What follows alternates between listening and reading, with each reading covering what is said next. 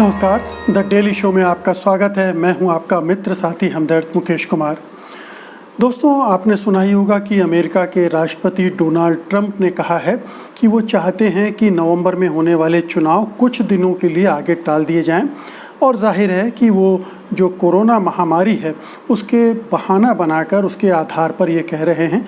लेकिन बहुत सारे लोगों के अपने अपने आकलन हैं और ये कहना है कि ट्रंप अब रणछोड़ दास बन रहे हैं, यानी मैदान में उन्हें लग रहा है कि पराजय होगी, इसलिए वो उससे निकलने का रास्ता ढूंढ रहे हैं। चुनाव टालकर शायद तब तक कुछ अनुकूल माहौल बन जाए तो फिर अपनी जीत को सुनिश्चित किया जा सके। लेकिन उनकी ही पार्टी ने ही उनके इस सुझाव को खारिज भी कर दिया है। कई नेताओं ने इसके खिलाफ बयान दिए हैं और अब डोनाल्ड ट्रंप साहब भी कुछ इधर उधर की बातें करके ऐसा जताने की कोशिश कर रहे हैं कि वो तो चुनाव टालना नहीं चाहते हैं। क्या है ये पूरी राजनीति, क्यों कर रहे हैं डोनाल्ड ट्रंप ऐसा और इसके क्या नतीजे होंगे, डेमोक्रेटिक पार्टी की स्थिति क्या है और कुल मिलाकर अमेरिकी चुनाव किस दिशा में बढ़ रहा है, इस पर हम आज बातचीत करेंगे। लेकिन सबसे पहले एक निवेदन आपसे करना है कि अगर आप गोदी मीडिया को नापसंद करते हैं, आपको लगता है कि कॉरपोरेट मीडिया सरकार से मिलकर अपनी थैलियां भरने की कोशिश कर रहा है, तो आपको स्वतंत्र पत्रकारिता के साथ आना चाहिए, उसकी ताकत बनना चाहिए। सत्य हिंदी की सदस्यता योजना इसी दिशा में एक बड़ा कदम है। आप इसमें आर्थिक योगदान देकर स्वतंत्र पत्रकारिता को मजबूती प्रदान कर सकते हैं। इसके लिए कृपया इस वीडियो के साथ दिए गए डिस्क्रिप्शन में जाइए, उसमें एक लिंक है, उसको क्लिक कीजिए और अपनी मर्जी के हिसाब से भुगतान कीजिए। तो मामला ये है कि डोनाल्ड ट्रंप चाहते हैं कि इलेक्शन टल जाए, कम से कम उनके दिमाग में तो ये ख्याल है, क्योंकि भले ही उन्होंने अब ये अपने रुख को बदलते हुए पेश करने की कोशिश की है कि वो ऐसा नहीं कह रहे थे, और उनके जो कैंपेन मैनेजर हैं, उनकी जो टीम है इलेक्शन कैंपेन की, वो भी इसको ज़रा दूसरे रूप में प्रस्तुत करना चाहती है, क्योंकि ऐसा लग रहा है, बल्कि इसका अर्थ ही ये निकाला जा रहा है कि डोनाल्ड ट्रंप अब लगभग अपनी हार सुनिश्चित मान चुके हैं और इसलिए मैदान छोड़कर भागना चाहते हैं। तो एक तरफ डोनाल्ड ट्रंप की पार्टी रिपब्लिकन पार्टी ने कहा है कि नहीं, चुनाव समय पर होना चाहिए। उनके कैंपेन मैनेजर भी अब ये कहने लगे नहीं, टाइम पर ही होंगे, और उनके कहने का मतलब ये नहीं था।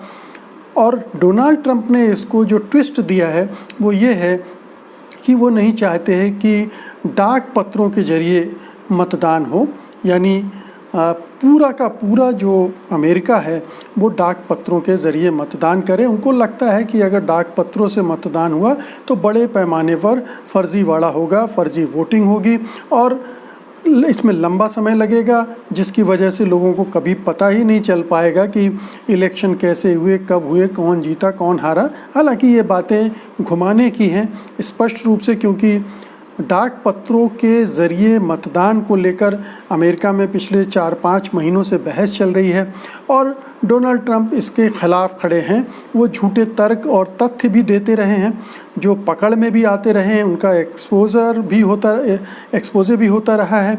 और बल्कि ट्विटर ने उनका एक ऐसा ही ट्वीट हटा भी दिया था, हटाया नहीं था, उसमें एक नोट लगा दिया था कि ये बहुत तथ्यात्मक रूप से विश्वसनीय नहीं है। तो डोनाल्ड ट्रंप एक कैंपेन चला रहे हैं, एक तो डाक पत्रों के ज़रिए वोट ना हो इसके लिए तो, लेकिन जो स्थितियां बन गई हैं उसमें ये सूरत हाल है कि अब अगर इलेक्शन होने हैं, क्योंकि आप जानते हैं कि 20 लाख से ऊपर अमेरिका में कोरोना से संक्रमित लोग हो चुके हैं और करीब 1.5 लाख से ऊपर मौतें हो चुकी हैं और अभी भी जो सिचुएशन है वो कंट्रोल नहीं है। लेकिन ये तो एक बात है। दूसरी जो सबसे ख़तरनाक बात है और जिससे डोनाल्ड ट्रंप चिंतित हैं वो है अर्थव्यवस्था की हालत।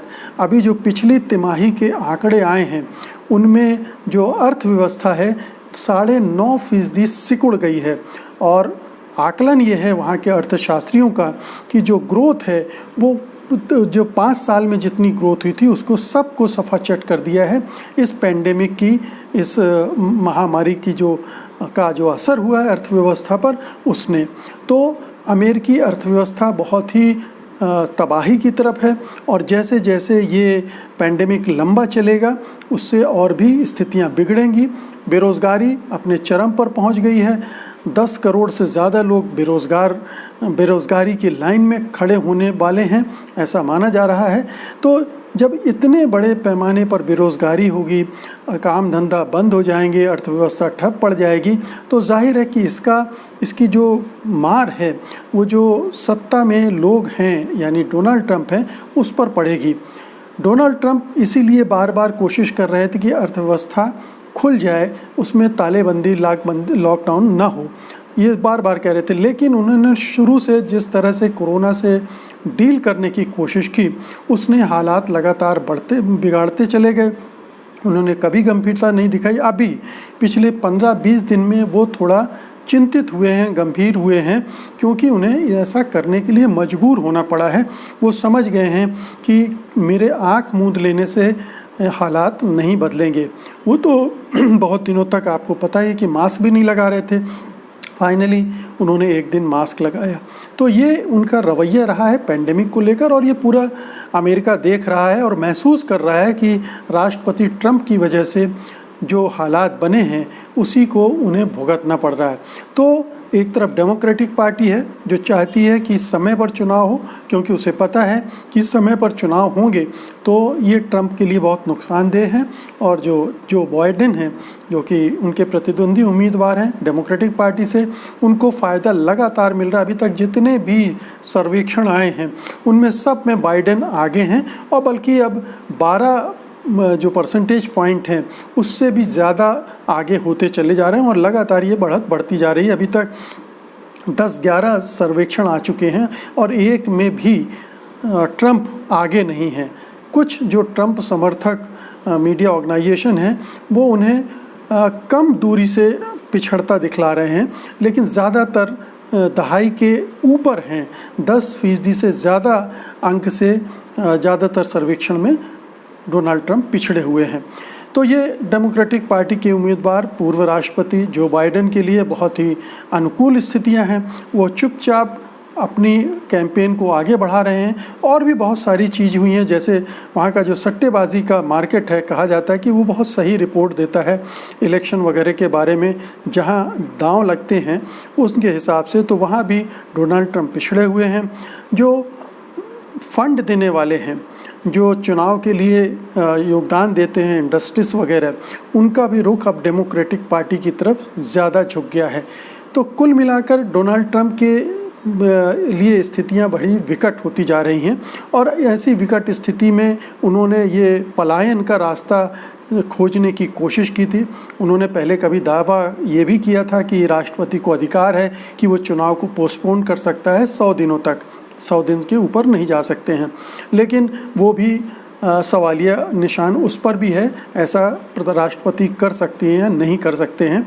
उन्होंने ये दावा किया था और इसके धज्जियाँ उड़ गई थी, और उसी समय से उन पर अटैक भी होने लगे थे कि ये चुनाव को टालने की कोशिश कर रहे हैं हार के डर से। तो स्थितियाँ ये हैं कि अब रिपब्लिकन पार्टी में भी ये अंदर ही अंदर महसूस किया जाने लगा है कि ट्रंप अब चुनाव नहीं जीत पाएंगे, उनकी हार लगभग तय हो चुकी है। हालांकि 3 महीने हैं, 3 महीने में बहुत कुछ हो सकता है, और 2 चीज़ों पर उम्मीद सबसे ज़्यादा टिकी हुई है डोनाल्ड ट्रंप की। एक तो वैक्सीन अगर जल्दी से आ जाती है, वो मॉडर्ना और फिज़र पर नज़रें गड़ाए हुए हैं, उनके जो ट्रायल्स हैं फाइनल राउंड में हैं, और वो उम्मीद कर रहे हैं कि अगर ये इलेक्शन के पहले वैक्सीन आ जाती है तो वैक्सीन से उनका जो नुकसान हुआ है वो काफ़ी हद तक भर जाएगा। और वैक्सीन के आने से ये होगा कि अर्थव्यवस्था भी सुधरनी शुरू हो जाएगी। तो जब तक 3 नवंबर को वोटिंग का दिन आएगा तब तक हालात अगर अनुकूल हो गए तो उनको इसका फ़ायदा मिलेगा, और वो शायद तब बाजी उलट सकें। उनका यही आकलन है दरअसल, इसलिए वो चाह रहे थे कि कुछ समय 2-3 महीने अगर इलेक्शन आगे बढ़ जाएंगे तो वो समय उनको ज़्यादा मिल जाएगा, क्योंकि कहा जा रहा है कि वैक्सीन को दिसंबर तक लग सकते हैं आने में। कितना भी जल्दी करें दिसंबर हो जाएगा। तो वो यही देख रहे हैं कि अगर इलेक्शन नवंबर के बजाय जनवरी में हो तो दिसंबर तक वैक्सीन आ जाएगी, और उसकी वजह से एक पॉजिटिविटी अमेरिकी समाज में आ जाएगी, अमेरिका के मतदाताओं में आ जाएगी और उनको लगेगा कि चीज़ें अब बेहतर हो रही हैं। और जो ट्रंप का अपना एक ख़ास वोट बैंक है, जो वाइट सुपरमेसिस्ट का है, जो गोरों का है, शायद वो उनको फिर बांधने में कामयाब हो जाएं, क्योंकि वो इस राजनीति को जमकर खेल रहे हैं। और दूसरा, चीन के खिलाफ मोर्चा खोल के एक राष्ट्रवाद खड़ा करने की कोशिश कर रहे हैं। तो ये जो दो कार्ड वो खेल रहे हैं, वो अगर ये दो चीज़ें हो जाएं तो ये इनका असर हो सकता है। तो ये सब कुल मिलाकर वो इनका कैलकुलेशन है। इलेक्शन को आगे बढ़ाने के जो उन्होंने सुझाव दिया है या अपनी इच्छा जाहिर की है, उसके पीछे ये पूरा मकसद है। लेकिन जो हालात दिख रहे हैं उसमें ऐसा लगता नहीं है, क्योंकि रिपब्लिकन पार्टी भी उनके साथ नहीं दे रही है। डेमोक्रेटिक पार्टी तो अड़ी हुई है कि इलेक्शन होंगे और अगर ये हालात हैं तो मेल इन वोटिंग यानी डाक पत्रों के ज़रिए मतदान होगा और उसमें कोई फ्रॉड की कोई चांसेस नहीं है, बल्कि उससे फ़ायदा ये होगा कि मतदान का प्रतिशत बढ़ जाएगा, क्योंकि बहुत सारे मतदाताओं की अपनी मजबूरियां होती हैं। घर में कोई बीमार होता है, कोई शारीरिक रूप से अक्षम होता है, तो ऐसी स्थिति में वो निकलकर वोट डालने नहीं जा पाते हैं।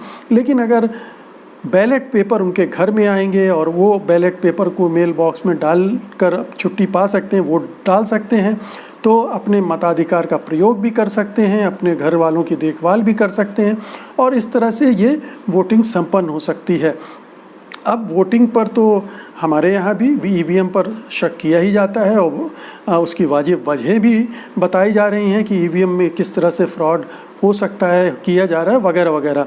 लेकिन ये जो बैलेट पेपर वाली वोटिंग है, इसमें संदेह करने की कोई वजह नहीं है, सिवाय इसके कि जब आपके अंदर डर पैदा हो जाता है कि इसका दुरुपयोग हो जाता है, या आप एक डर या हवा खड़ा करने की कोशिश करते हैं ताकि इस बहाने आप इलेक्शन को टाल सकें, तो बात और है। लेकिन अब टालने की संभावना कम दिख रही है और संभावना यही है कि ये हालात जो बिगड़े हैं, इसकी सज़ा अमेरिकी मतदाता डोनाल्ड ट्रंप को ज़रूर देंगे।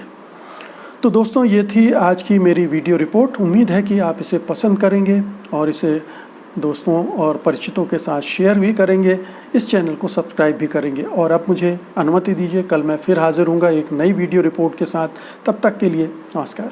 सत्य हिंदी के और वीडियोस को देखने के लिए हमारे YouTube चैनल को सब्सक्राइब करें और सीधे नोटिफिकेशन पाने के लिए बेल आइकन दबाएं।